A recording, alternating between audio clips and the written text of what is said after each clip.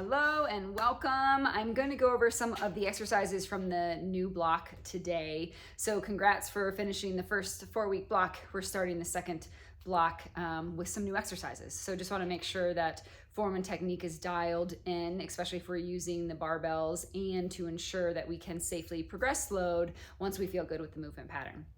So the first one I want to go through with you is a landmine press and a landmine push press. So if you do not have a landmine attachment, no worries. Two different things you can do. Number one, which I've done over here, is you can place 2 bumper plates on the floor and then you just stick the barbell in between the 2 plates.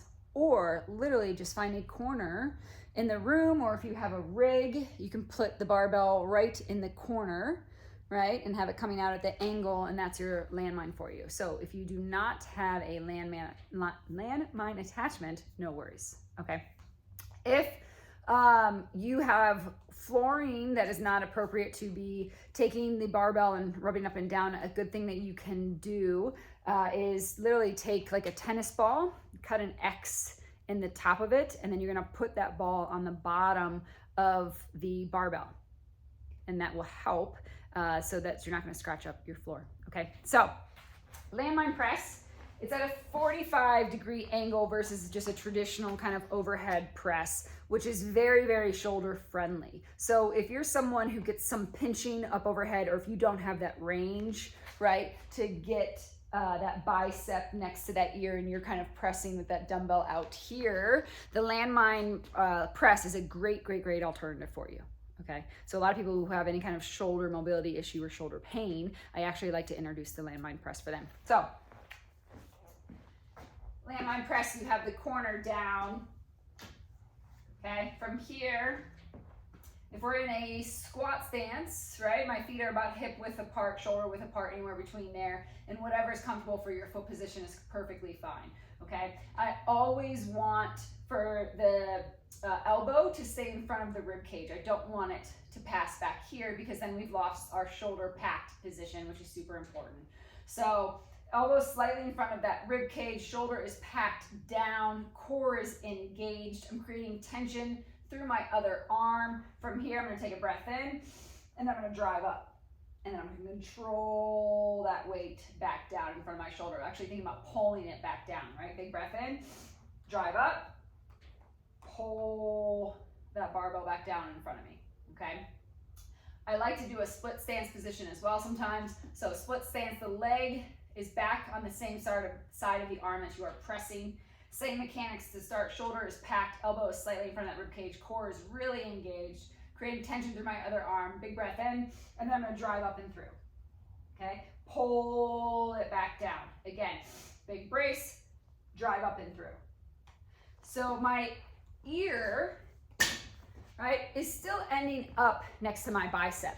So when I drive through, I'm gonna have a slight reach through, okay, of my chest coming down and through, and then I'm back up, versus just staying here and doing this, okay? I actually wanna think that I'm driving straight through with that chest, nice straight back, okay? So if I show you from this side, right, that tension's being created here, big breath in, drive up and through, right? Split stance position, core is engaged, drive up and through.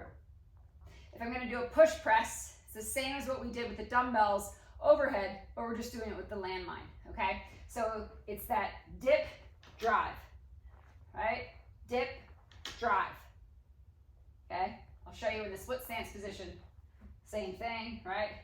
Dip, drive. Dips from those legs, power is coming from there. Dip, drive, okay?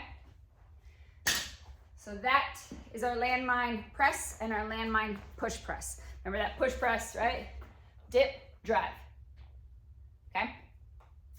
We have a supinated row, bent over row. So we can either do that with the barbell or with dumbbells. So I'll show you with the barbell. Just gonna add a little weight here.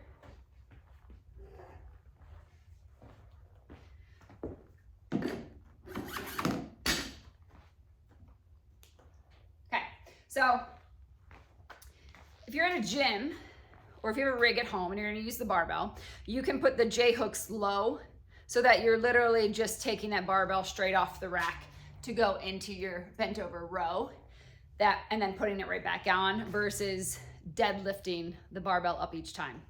If you don't have that, then you're deadlifting up. Or you could also set the barbell up on plates. So again, you're not having to do a big deadlift with the barbell.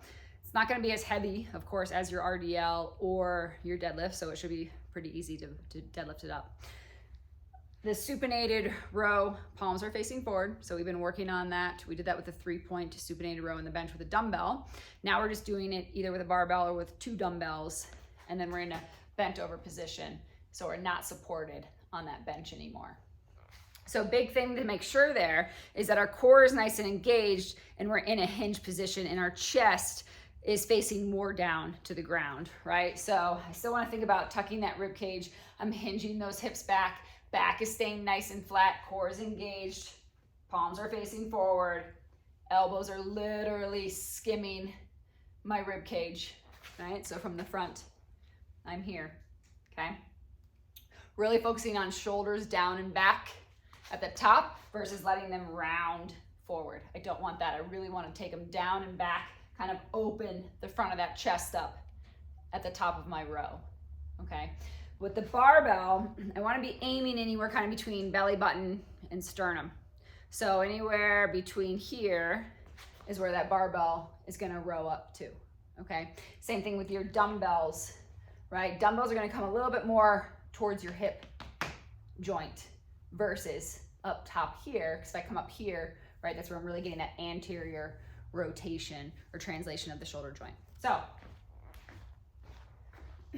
I'm gonna approach the barbell if it's on the ground, just like I would for my deadlift, right? Barbell's over those laces, feet are about hip width apart. I'm gonna pull myself down to that barbell, grip is facing forward, nice about shoulder width apart grip, right? Shoulders are down and back, okay?